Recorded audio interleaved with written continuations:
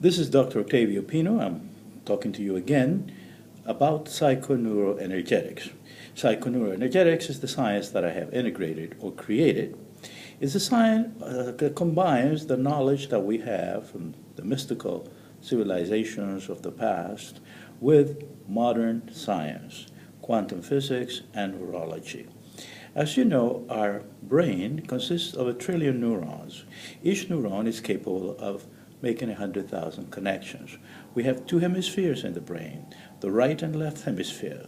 They're two different processors of information. The left hemisphere processes information linearly, and it's a regular computer. It processes information in terms of bits, A or B.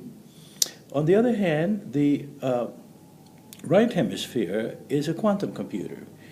A quantum computer of the type that we have not yet developed with our technology. It processes information not just in terms of bits A or B, but it processes information in a different fashion. It could be A, could be B, could be C, could be D, be a reoccurring A again, because it processes information spirally and in parallel, and also in circular form. Now, the science of psychoneuroenergetics integrates the two hemispheres of the brain so that we can use more of it. As you know, many of the scientists say that we don't even use 10% of our brain. If we were, of course, to connect all those 100,000 neurons, each of neuron being capable of doing 100,000 connections, we would have a brain of a walking god on Earth. Of course, that's not the case right now. We're capable of connecting all our neurons. Imagine 1,000,000,000,000 to the 100,000 power gives you the capacity of the brain. Now, why are we bringing in mysticism? Why are we bringing in here with the studies of the ancient cultures to psychoneuroenergetics? Because we have made experiments in Russia with Dr. Korotkov at the Petersburg Institute and also in Moscow.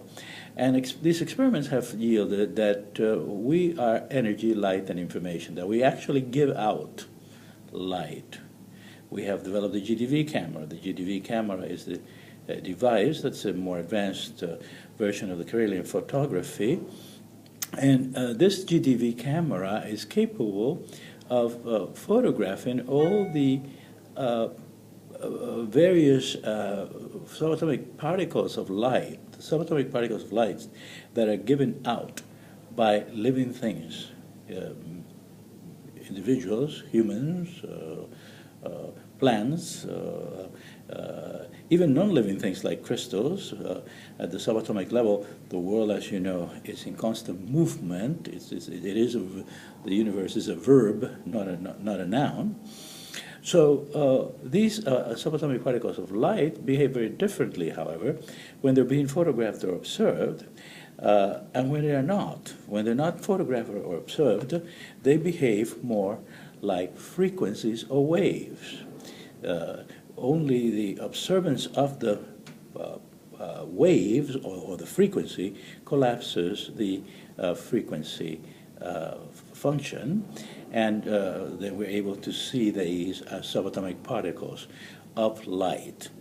It is well known that we also give out heat, and of course heat is a property of light.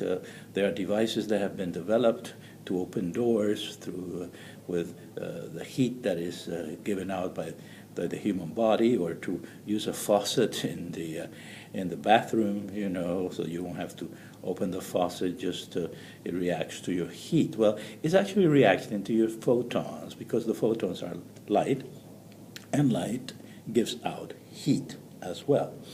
That's the basis of the science. Now, the ancients talked about the existence of 7 different chakras in our body. The crown chakra being, of course, the most developed. The crown chakra is, of course, located in the top of the head, and it is there at the crown chakra level that the endocrine system coalesces or connects with the neurological system. The pineal gland is located there, and of course the corpus callosum is located near the area of the crown chakra. The crown chakra and the brain, as well as DNA, are really antennas that gather energy, light, and information. We transmit energy, light, and information, and we give out energy, life, and information, but we also receive it. Our brain, in a way, functions like a transmitter and receiver of energy, light, of information.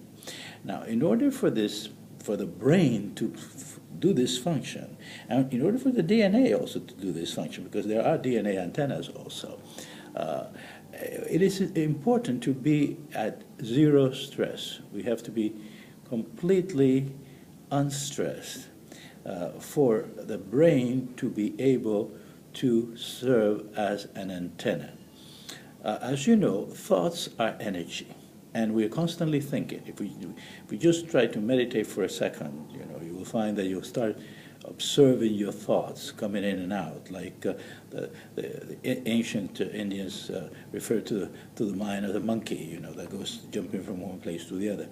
Well, meditation is most important. It's the basis of psychoneuroenergetics, because it is through meditation that we are capable to bring that stress